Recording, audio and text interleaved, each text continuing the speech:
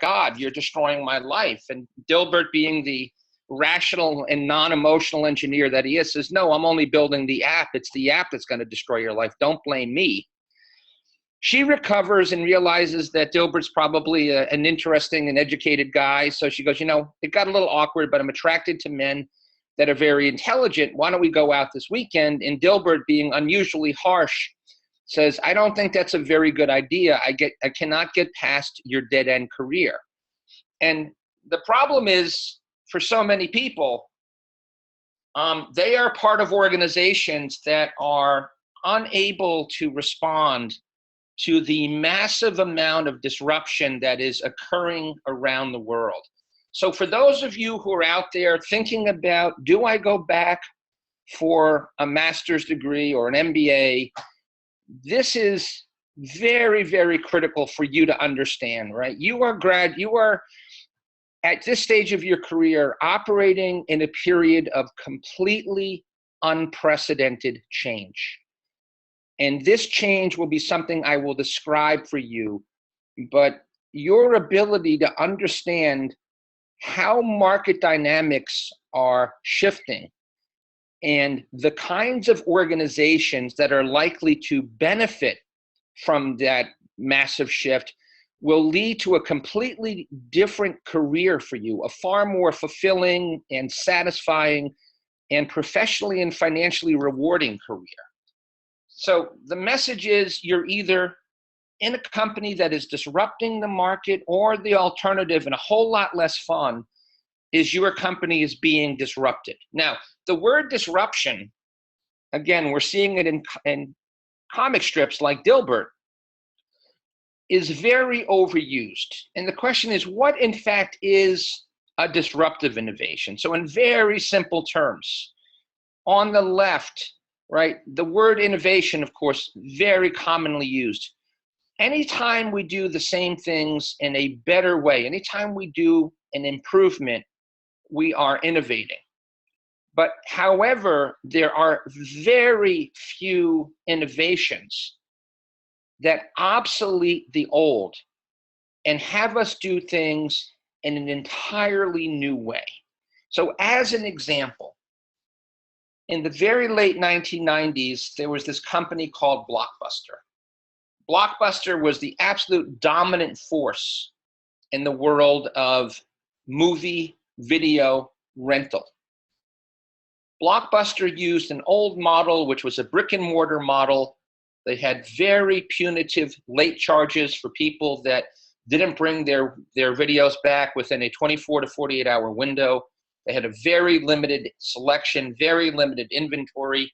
The in-store experience was very poor because typically everyone wound up going there on Friday and Saturday nights, and there were very long lines and there were very few cash registers.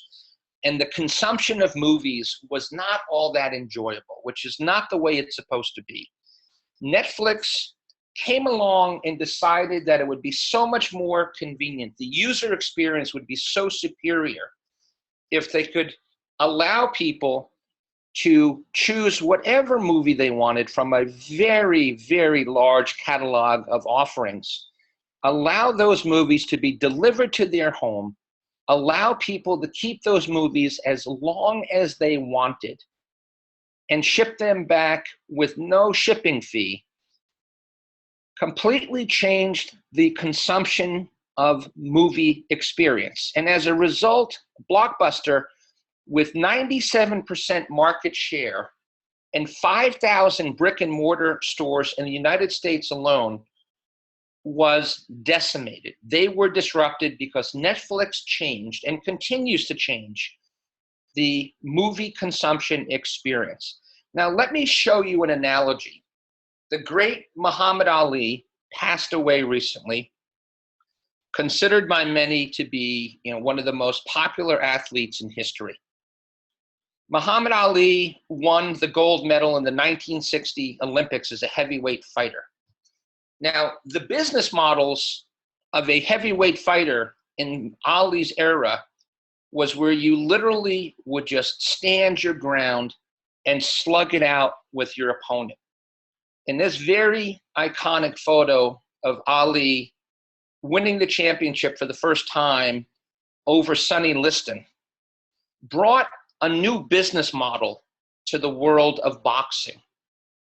Ali's business model was embodied in this very famous mantra, I float like a butterfly, I sting like a bee. Ali brought agility and speed and mobility to his sport, and he completely changed the way that people looked at professional heavyweight boxing. The analogy holds. Think of Blockbuster as Sonny Liston, the guy laying on the carpet while the young, brash upstart is glowering over him, and he forever changed the sport. So I do a lot of consulting to a lot of Global 500 company executive teams, and one of the questions that is often asked is, are you prepared for disruption? And unfortunately, most of these executive teams have a very false sense of confidence and security, okay? They would take great lesson from reading this history book by the British historian Paul Kennedy, The Rise and Fall of the Great Powers. Now, while this book is about the rise and fall of empires like the Greek and the Roman empires, the same exact dynamic is playing out in the world's largest companies. And this may be a fact that truly surprises most of you. It used to be that if your company was competent enough to get to scale, where you became a Fortune 500 company or a Global 500 company, you had achieved some sense of immortality. You had achieved some level of permanence in the business landscape. But what is remarkable is that since the year 2000, only 16 years ago, over half of these massive employers have gone away. They have disappeared. And it's only getting more difficult. So Thomas Van Cook, who is managing director of one of the largest private equity firms in Europe, says that even in more established industries, you're going to see a lot of changes in behavior really quickly. And if you're on the wrong side of that, it's going to get really ugly really fast. And of course it has. So on the left-hand side is a 4-box matrix that was popularized by the Boston Consulting Group. Boston Consulting Group, along with McKinsey, a firm where I worked for several years, and Bain, are considered the big three of strategy consulting. And the assumption that was implicit in this 4-box matrix is that once you got to scale, you could continue to throw off cash for years without really having to reinvest in the business, right? And as Paul Valéry, the great French thinker, said so aptly, the trouble with our times is the future is not what it used to be. That BCG matrix today, the growth share matrix, is a very quaint notion of the way things used to be, but it's absolutely not the way things are today. And so the problem is we have a lot of companies that do not have the courage or the foresight to be market leaders. And most companies today that are following the leaders are suffering from a wide variety of gaps that prevent them from succeeding and which lead them to be on that list of the Fortune 500 companies that are disappearing the way the dinosaurs did. What are some of these gaps? Most of them don't understand the notion that software is eating the world. We now live in a world where everybody understands what an application is because we live in them up to 4 hours a day on our iPhones and Android phones. But software and the automation and the algorithms and increasingly the artificial intelligence that is being built into everyday devices is forever changing the way that market leadership is defined. And as one small example of that, we have the Tesla. Now, you might argue that a Tesla is an automobile, and I might argue that you're incorrect, that a Tesla is really nothing more than a computer with wheels.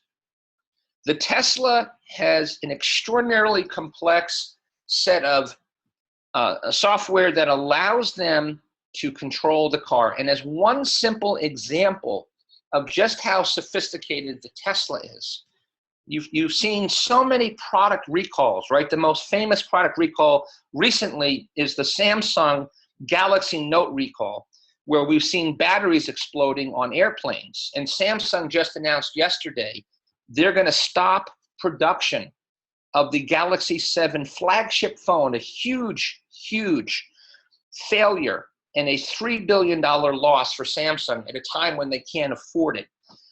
So when Tesla had a problem with its automobile, because the ground clearance was such that they were hitting speed bumps and they were hitting devices on the road, and it turned out that it was, a problem and their cars were starting on fire, they did not have to recall their vehicles to some central dealership. One, because Tesla doesn't have a central dealership model.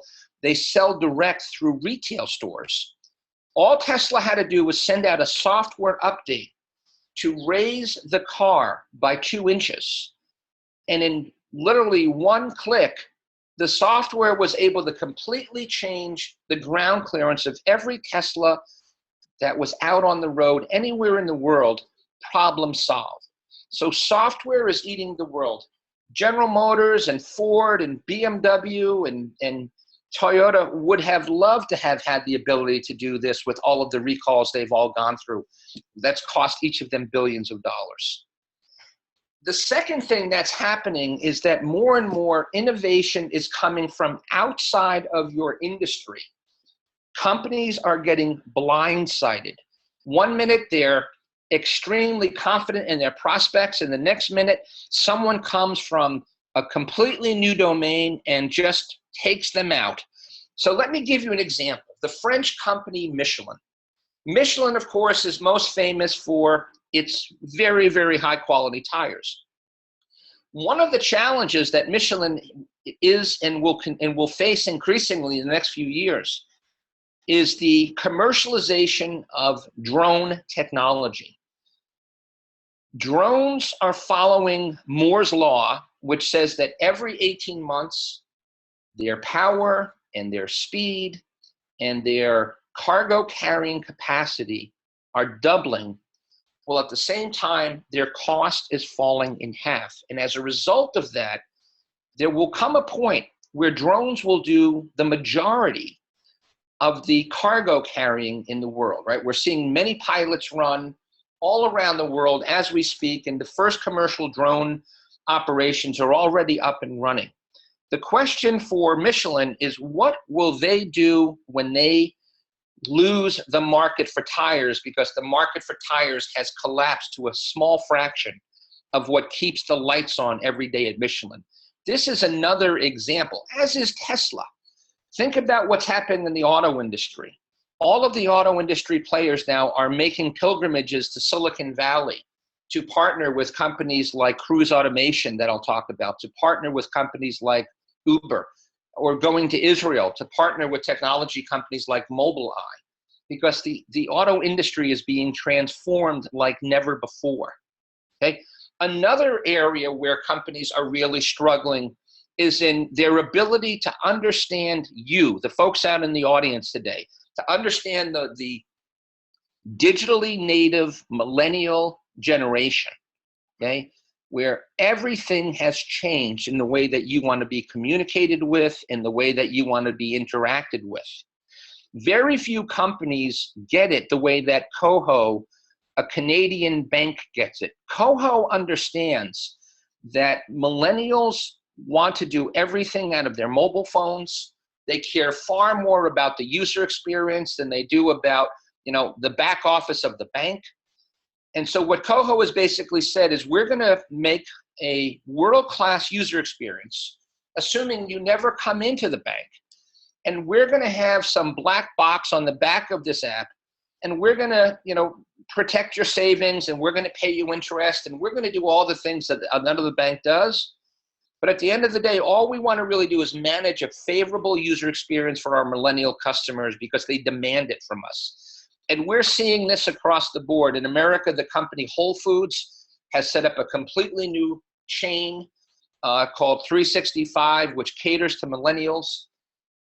The Marriott, because of the incredible challenges that the hotel industry is now facing by the success of Airbnb, is setting up a wide range of millennial-focused hotels.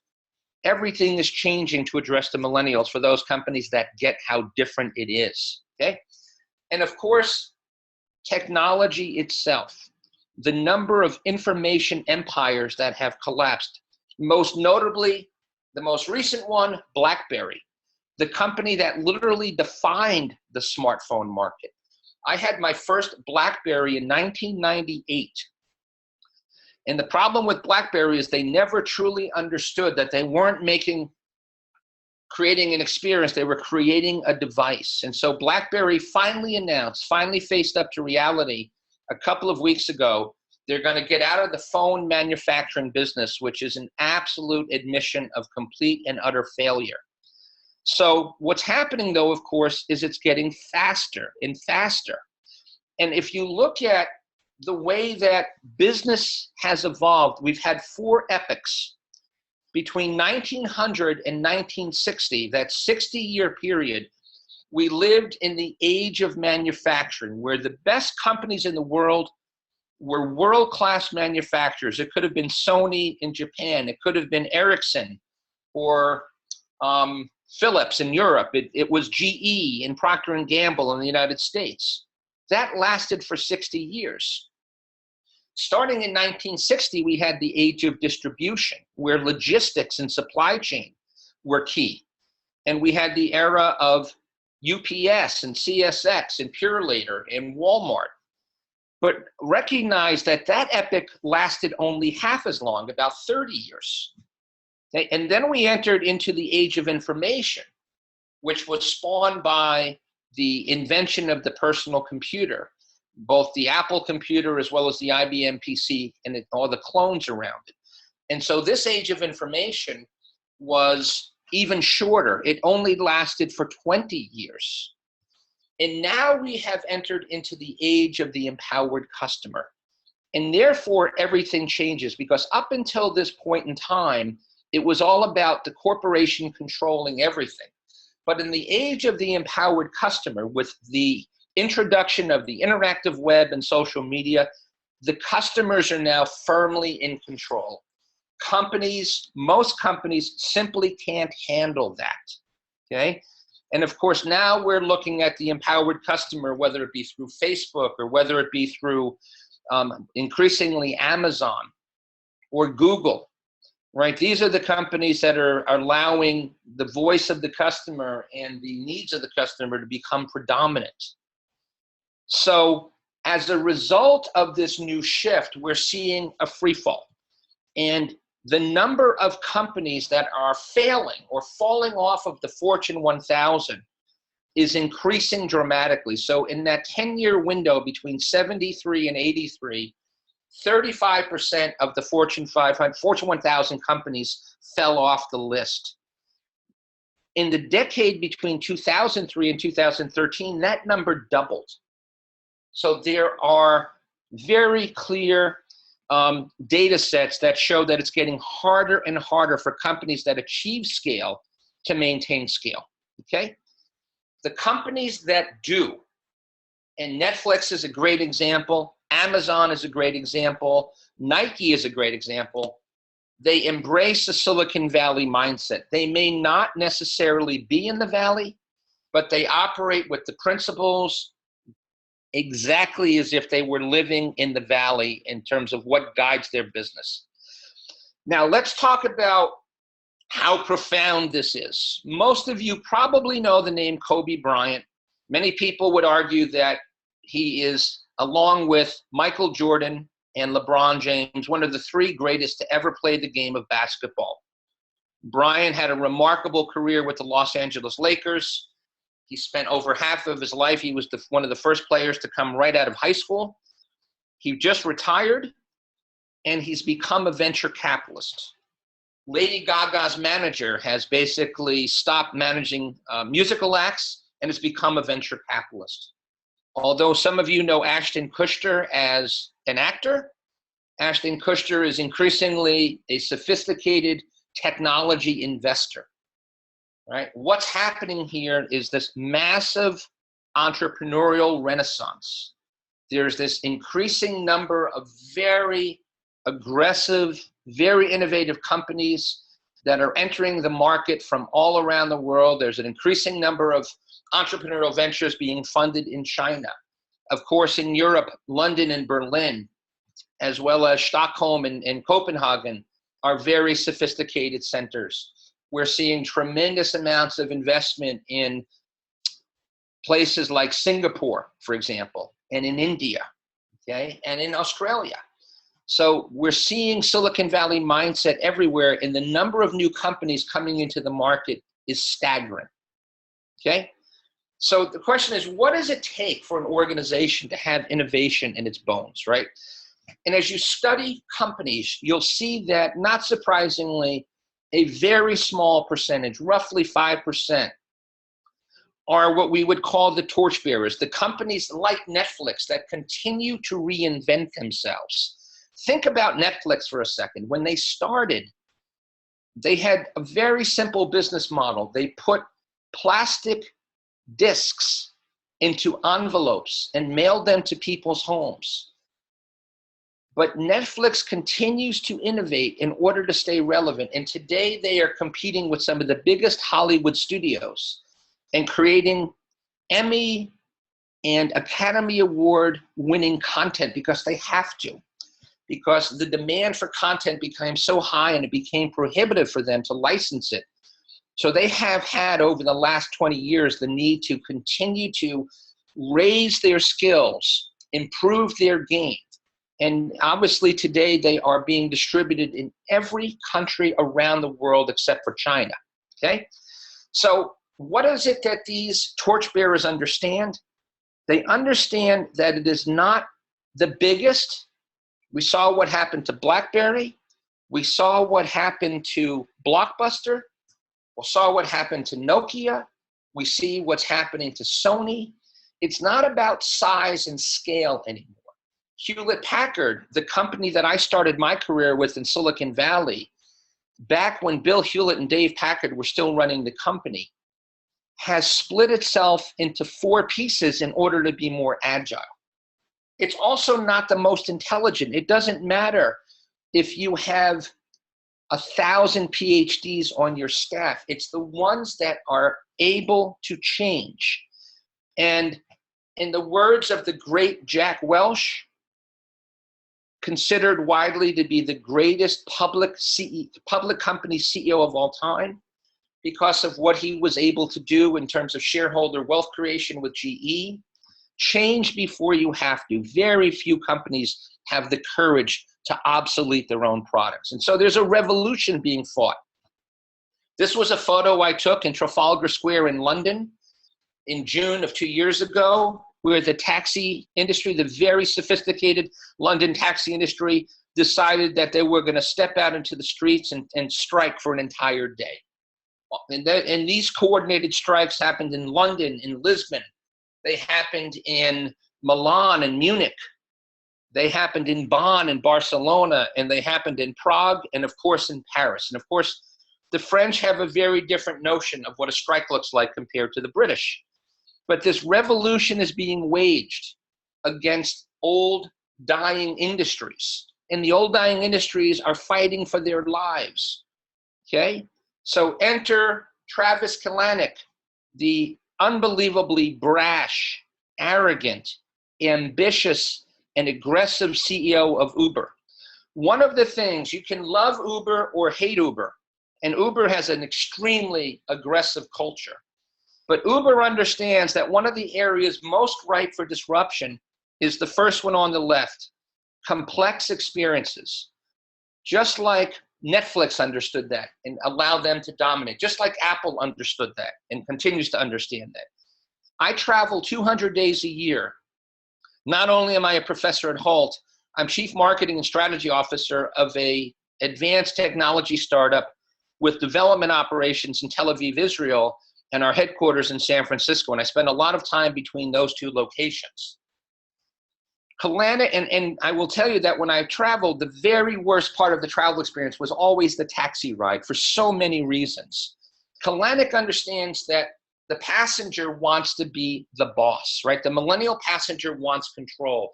They want to have the taxi or the car show up at the location they want exactly when they want it. And that has completely revolutionized the way that we think of transportation.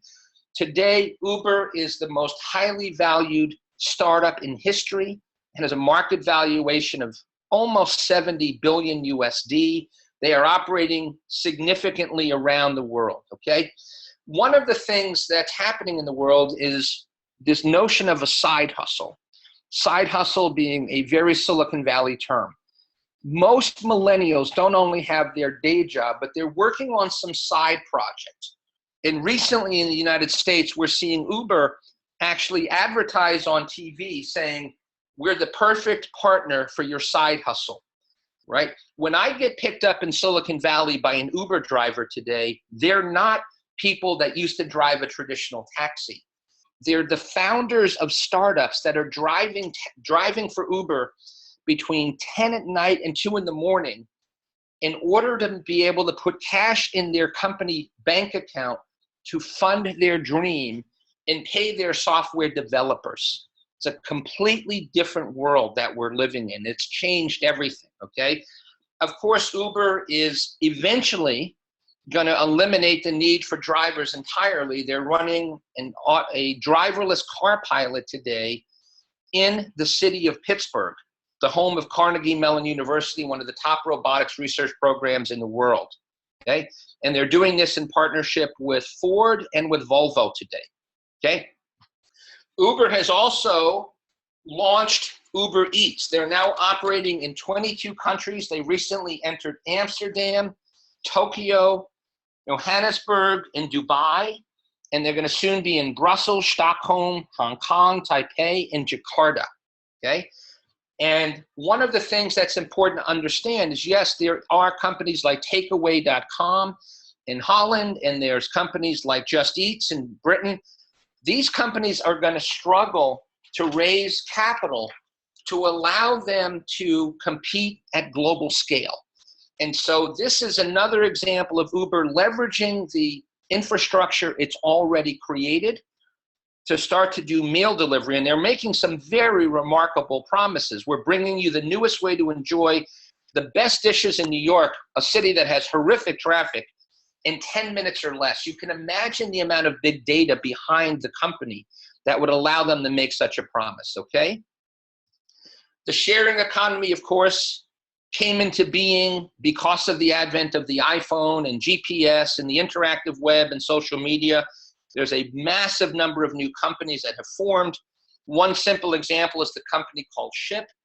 Ship is a company founded by a Canadian. It started here in the US in San Francisco, and it's very representative of the kinds of companies that are changing the world today. Ship has literally said that the experience of having to wait in line at a postal office or having to package up your stuff and ship it back through a courier, whether it be Federal Express or Purolator Courier, is just too much of a hassle. They come, they pick it up, they package it, and they find the lowest alternative and they ship it on your behalf, okay? And here's a very interesting example. Amazon, truly one of the great torchbearers of our time, a $100 billion company growing rapidly under the extraordinary leadership of their CEO, Jeff Bezos, relentlessly focused on improving the customer experience. Amazon Fresh is one of many initiatives that they've launched recently. They incubated this in the United States for many years until they got it right. And then they went into the UK. I was teaching a course on disruptive innovation in London in June, just as Amazon was bringing the Amazon Fresh concept to Britain. And this is an example of market followers. If you look at the list of the leading grocers in Britain, okay, they had literally 10 years to prepare for Amazon's arrival. It was clear they were coming. It just was a matter of when. They had a decade to prepare. They were still caught off guard. Now, as you see from this very simple graph, The average price of these retailers is about 18 to 20% higher than Amazon Fresh. And at the same time, we've already seen in a very short time period, Amazon has already started to take share from companies that have been around in the UK for over 100 years, okay? I don't know how many of you use this awesome app called Slack. Slack is completely changing the way that we communicate. It's removing the need for email. It's an app that I've got on my phone, on my iPad, on my MacBook, and it's world-class team collaboration software for the new enterprise, the new virtual enterprise, right? The new way that we work today. I've got people that work for me in Argentina, in Tel Aviv, Israel, in Boston, in San Francisco, all around the world, right? Freelancers, and they become a part of this group that was set up on Slack. Stuart Butterfield was named the CEO of the year, and Slack was named the most innovative company by the Wall Street Journal this past year. Slack is changing the way that we communicate because we need to communicate differently because we work differently, okay? And as one example of a young innovator, April Underwood, 35 years old, is the VP of product for Slack, and she's helped them get 3 million active users, right? These are the kinds of roles that are open to people that will come, they will hone their business knowledge, they will spend time understanding what's happening in the innovation economy, and they will align themselves with companies like Slack and others to find really meaningful and fulfilling professional careers. IBM realized that it was moving way too slow, and so they've adopted a lot of the things we've talked about to create a new approach to serving their customers called Bluemix. And the early results of those IBM customers that are working with their Bluemix operation are stunning, right? So IBM had to get humble. They had to change everything about the way they work with their customers. And Bluemix is an example of how they're trying to improve the customer experience. Another area ripe for disruption is to improve broken trust, okay? Both Anthony Tan and Huilin Tan, both, by the way, are Harvard Business School students. At least that's where they met. They're not related, but they're both from Malaysia. And they were very concerned about the trust in taxis in Malaysia, the fear of perhaps being kidnapped or being robbed. And so as a result of that, they had a joint vision to create a much safer taxi experience. And today, Grab Taxi has a market cap of $1.5 billion. They're operating in 30 countries around the world. And they're one of the 4 leading on-demand car services, along with Didi, Uber, and Ola in India today. Okay, again, 2 young innovators who are changing the way that we think about transportation. Okay, another area ripe for disruption are redundant intermediaries. One of the great success stories is this company called the Dollar Shave Club. It was started with a $4,500 YouTube video that had 22 million views. Their market was to eliminate going through retail and sell shaving equipment, shaving gear, razors, and blades directly to male consumers. They recently sold the company to Unilever. This was announced over the summer for over $1 billion, okay, with very limited invested capital. And as a result of that, everyone from Procter & Gamble to Unilever are imitating their model to go direct to consumers to have more control and to control pricing, okay? Another area of disruption or ripe for disruption is the ability to provide more access than has been available to the marketplace. Some of you may know Etsy. Etsy is a global community providing craftspeople from all around the world to sell through their platform and to train them in how to be better business people. Okay, so the torchbearers understand that failure is okay because we fail toward success. They understand that everything is a prototype. We're constantly getting feedback and evolving and maturing and improving our idea. Nothing is static, okay? The challenge that so many of these large companies face is they are victims of their own success. They need to balance the strength of what they know, what they're comfortable with the force of the future. One of the models created by a couple of former McKinsey colleagues is called the 3 horizons of growth. And we're starting to see more and more of these companies, these large companies on the risk of extinction, recognizing this. So as an example, General Electric just moved their corporate headquarters to Boston this week. GE is the proud company that was responsible with the intellectual property of Thomas Edison, the greatest inventor in at least American history, of commercializing the electric light bulb. GE reinvents itself constantly. That was a tradition that was built in from the time of Jack Welch. They are using very sophisticated lean startup methodologies to run the company today. Kyle Vogt, 31 years old, has created 2 companies. The first one was the company that became Twitch. Many of you gamers know Twitch. Amazon spent $1 billion to acquire Twitch, and now he's the CEO of Cruise Automation. Recently, General Motors acquired his second company for $1 billion, and this is what's going to allow General Motors to compete in the driverless car future that is awaiting all of us, okay? So GM finally understands that they can no longer be myopic and just think about what's happening in the world around them, which is Detroit. And they're finally taking steps to control their future, to control their destiny, okay? Caterpillar, another big old world company. They're a 100-year-old company. They make bulldozers, okay? And Morgan Vaughter, 35 years old, runs a 250-person team. She is there to completely transform Caterpillar's business model through a data-driven, customer-first model, right? Again, another example of a young woman who has massive responsibility and is really making a big difference in the way that Caterpillar interacts with their customers. Some of you who know SAP, the second largest software company in the world, Thomas Sauersieg is a 31-year-old chief information officer. He's the youngest CIO in the history of the Fortune 500. And these, again, are the kinds of roles that are available to those of you who are willing to put the time in to understand the trends that we're talking about. I don't know how many of you know what a hackathon is or have participated, but I would recommend you become familiar, and you do try out. I lead a lot of hackathons.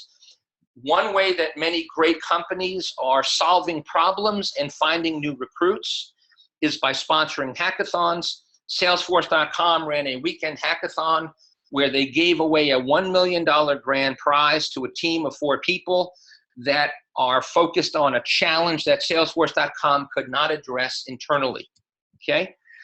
Coming out of Australia, another extraordinarily successful company called Atlassian. Both Mike and Scott are 35, 36-year-old guys that have become the 3rd largest company in Australia. They just recently went public on the NASDAQ, and their entire company is built on the notion of hackathons and open innovation. One of the great cultures, very, very sophisticated approach to engaging and empowering their employees. Those of you who know Metro, the large retail store in Germany, they are partnering with Techstars to bring in entrepreneurs to increase the sense of urgency, increase the speed in which they innovate. Okay, they've brought in people from Germany, from the States, from France, from Austria, from Hungary. And all of these companies are companies that they've made small investments in and that are going to help them realize the future. Barclays Bank, also working with a startup accelerator called Techstars, bringing a lot of new innovation like blockchain into their business unit. Virgin Media, working with Techstars, the world's largest startup accelerator, in order to advance their business. And then finally, something that I think is an important thing for all of you to know is even if you were to go get your MBA or your master's at Hult, that is not the end. It's just a step along the path. We are all lifelong learners. I have done 8 venture capital startups in my career. I've worked at McKinsey. I'm a professor. I still take classes all the time. I still read all the time. You can't be relevant and effective if you don't. So you've got to be a lifelong learner. So this great quote by Seneca, No man or woman was ever wise by chance. There's a new platform out there from a company called Everwise. It's a peer-to-peer mentoring platform, okay? And it's being embraced by some of the most sophisticated players in Silicon Valley. I love the strip on the right. What if we train our best employees and they leave? And the response is, well, what if we don't train them? What if we don't empower them and they stay? Okay? And so you've got 3 players in this ecosystem: a protege, a mentor, and the company. The company will continue to provide developmental support, but they're bringing in very perfectly selected mentors to help grow the skills of the protege, okay? And this is exactly what I want to leave you with, right? Only you can control your destiny. And the only way you're going to control your destiny is to self-educate constantly and to identify those organizations, those platforms that are going to allow you to be on the disrupting side as opposed to the disrupted side of the business. So, Erico, I'm going to pause for questions, okay? Okay, Professor, thank you so much for showing us so many examples about one of the top topics that are discussed today. I was personally, interested in the ones that I knew before, but also the ones that I didn't know. So it was very, very interesting to see those examples. We do have some questions. Thank you so much for the questions that you guys have asked. The first question was in regards to the Samsung recall that you mentioned at the beginning of the presentation.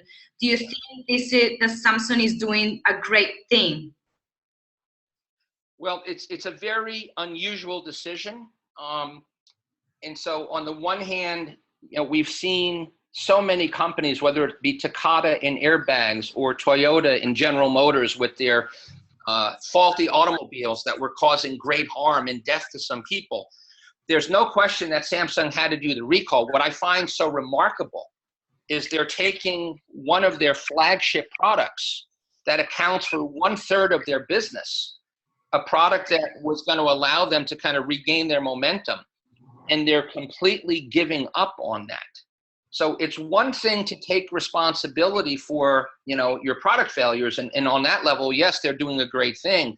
What I find rather shocking is they're completely admitting defeat. They're not going back to the drawing board. They're just saying, we're going to get out of this business. And I just personally am still trying to understand why they've made that decision, right? They only announced this yesterday, that they were getting out of the business. It's going to have huge implications for who they are when they evolve in the future. Okay. The next question is from Alex. I have a question regarding collaboration of big companies. Should they work together in order to find new disruptive technologies? I mean, collaboration of completely different industries, for example. Absolutely, right? So the old adage was not invented here, and most companies thought any idea that was invented outside the 4 walls of their company was nowhere near as good as anything that they had invented.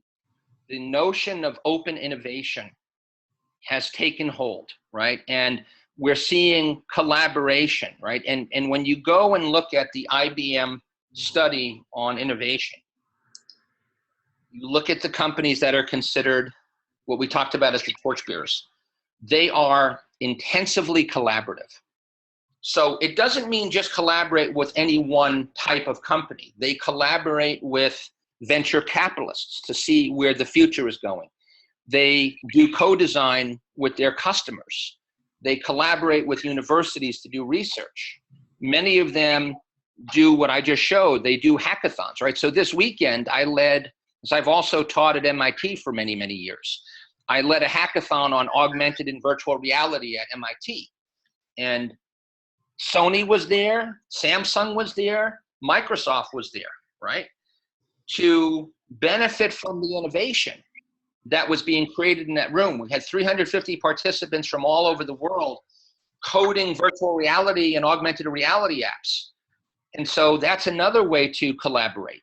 And then I talked about how Metro and Barclays and Virgin Media are partnering with Techstars, and they're bringing in entrepreneurs into an ecosystem, an accelerator, and they're working with them. They're seeing what their innovations are. They're investing in their startups. I'll give you another example. As a Hult professor, as the chief marketing and strategy officer of a startup, I had 35 of my Hult students working for me as interns this summer, 35. And many of them worked on very significant campaigns. We ran several hackathons for our students. We took their input very seriously. So the word collaboration is absolutely essential, but it's not just with other big companies, it's with the world. You've got to be completely open to getting the best ideas from wherever you can find them. Okay. Another question that we have here, what would you advise as the way forward on disruptive innovation in Africa, considering that the continent is backward technologically at the moment? It's a great question. We have, as you can imagine, a lot of students from Africa at Hult. I've gotten to know a gentleman by the name of Bosun Tinjani, who runs the Co-Creation Hub in Lagos, Nigeria. Mark Zuckerberg was out to visit him and his team recently. As we talk about in my classes, right, none of this is possible top down, right? Governments cannot mandate innovation. It's just not possible. We need young, ambitious Africans like Bosun, like many of my Hult students and alumni. Charles Oj, a student of mine who studied social entrepreneurship with me in San Francisco, who went back to work for Samsung in sub-Saharan Africa. These are the next generation of leaders that have studied, have seen the best of what the world has to offer, have learned about best practices from Silicon Valley and Boston and London, and are bringing these ideas and methodologies back with them.